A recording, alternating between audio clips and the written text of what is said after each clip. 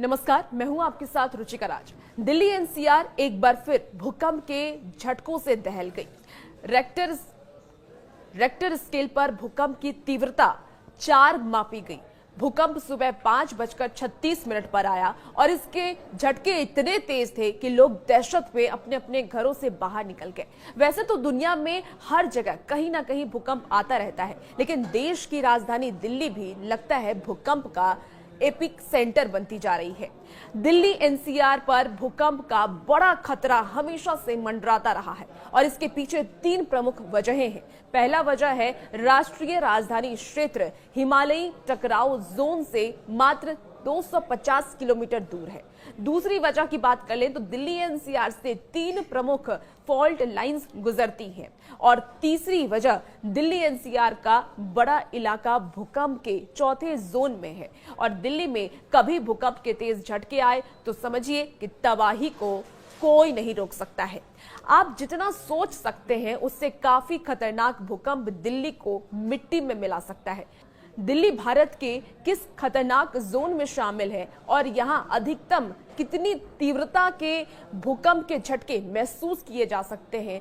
Report ये कहती है कि दिल्ली 3 एक्टिव अर्थक्वेक लाइंस के पास स्थित है और इसमें सोहना, मथुरा, दिल्ली, मुरादाबाद शामिल है। विशेषज्ञों का यह भी कहना है कि गुरुग्राम दिल्ली एनसीआर में सबसे जोखिम भरा इलाका है क्योंकि यह 7 फॉल्ट लाइन पर स्थित है।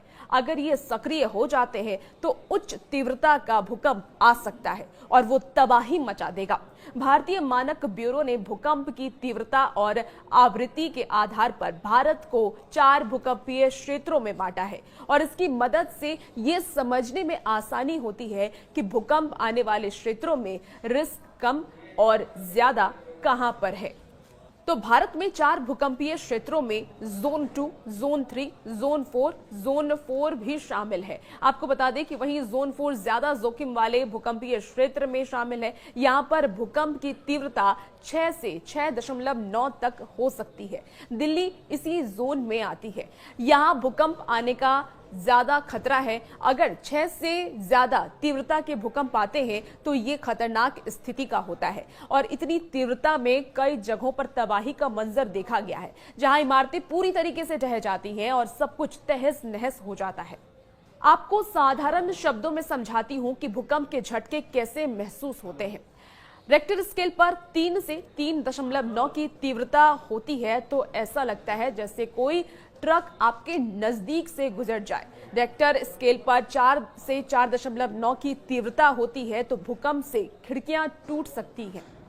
रेक्टर स्केल पर 5 से 5.9 की तीव्रता होती है तो घर का फर्नीचर हिल सकता है। रेक्टर स्केल पर 6 से 6.9 की तीव्रता होती है तो इमारतों की नींव दरक सकती है। रेक्टर स्केल पर 7 से 7.9 की तीव्रता होती है तो इमारतें गिर जाती हैं।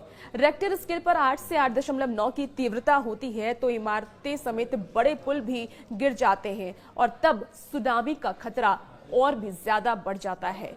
रेक्टर स्केल पर 9 से ज्यादा अगर तीव्रता होती है तो फिर तबाही आती है और ये सबसे विनाशकारी स्थिति है।